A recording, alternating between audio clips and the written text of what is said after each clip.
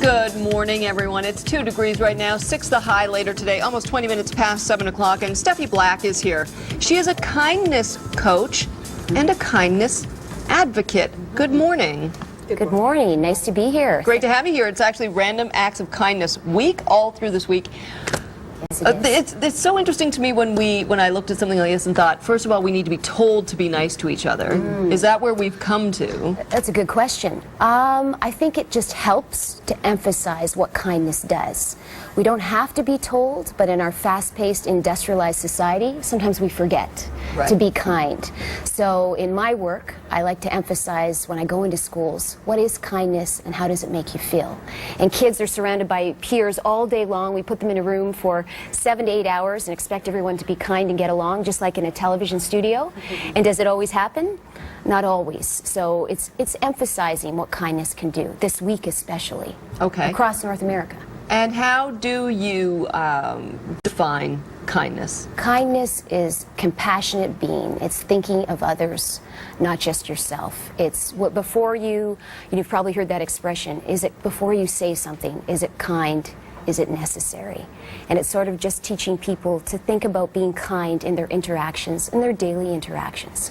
Okay. In your day-to-day, I guess, your day-to-day life, instead of talking about what random acts of kindness are, because I think we know what those are. Sure. What do you see that what kind of attitudes out there do you see that you're reacting to with this kindness week? Is it people forgetting to open the door when you're in a rush, you're trying to get to your subway or something like that? I guess for me and for my fellow kindness coach, Ivy Sims, how it started is I was doing kindness in my homes. On Shabbat, we're a Jewish family. I'd ask my kids to go to school. They go to a parochial school, Leo Beck, and character education is emphasized. And I thought, I should emphasize to my family how they treat others. So it was a reaction to that. Just everybody's rushing, go, go, go. How are we being as people and as kids?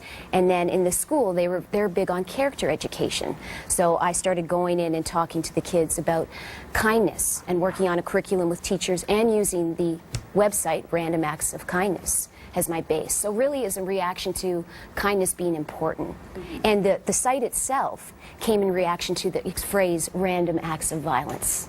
Because is it random, right? Think about how you react, how you act every day. Do you think our schools are unkind?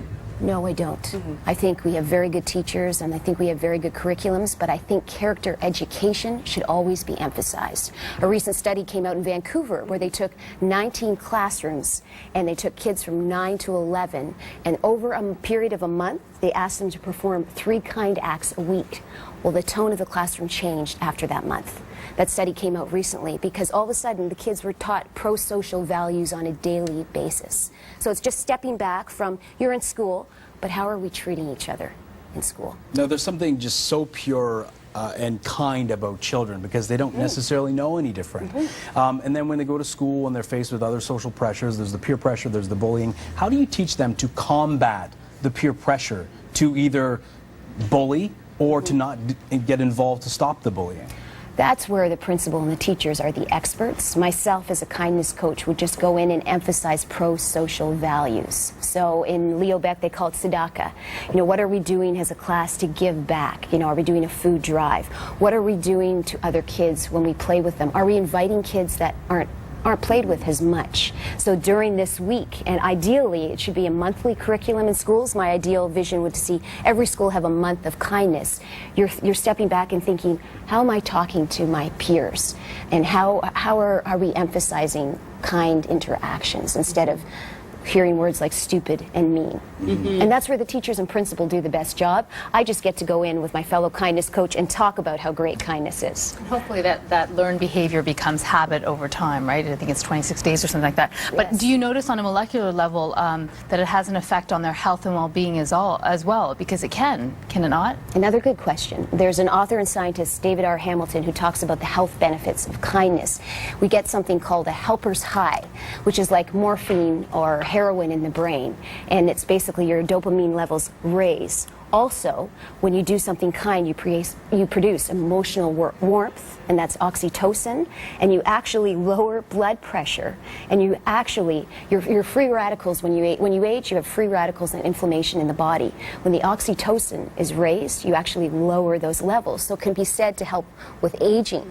Not just that, our ancestors had to survive by being kind with each other and supporting each other, and we need that. It's in the human genome. And last but not least, it creates a ripple effect. You're kind to someone, you smile at someone, a stranger, they feel, oh, you know, I'm going to smile at somebody else. There's a study in the New England Journal of Medicine, a famous one, where an anonymous 28-year-old person came in and donated a kidney. That was published. 10 other people that year donated a kidney because of that one kind act. It's called the ripple effect. I always find it interesting how surprised people are when you're nice an to active, them? well, when an active happens. Don't they? Yes. What am I supposed to Yeah, do? people think there's something sketchy coming around the corner. And you're like, What do you want from me? yeah. It's true. I used to live in the Manulife down here, and I'm from a small town, Haleberry, and my husband would say, "You're scaring people," and I'd say, "What? You're saying hi to them in the morning. They don't want to say hi." Yeah, exactly. Some of They're them, like, "What's Go your ahead. game, lady?" What would you recommend to people? Just real quick. Well, I mean, okay, Random Acts of Kindness Week. Yes. I challenge the 4 of you to do, I'll send the calendar in to Marissa. I challenge the 4 of you to do 3 kind acts on purpose and report in on the end of the week how you felt. There you Your go. endorphin levels will That go we up. wouldn't otherwise do. Yeah, that's right. And I'm not saying that. Anybody can check it out, randomactsofkindness.org. Steffi Black, she's a kindness coach and advocate. And Random Acts of Kindness Week is all this week. Thank you so It's much. my pleasure. Thank Nice you. to meet it's a lot you. of pressure. You can't be mean to anybody. Oh, I am. I talked to my husband. Cool to be kind. I think that's the problem.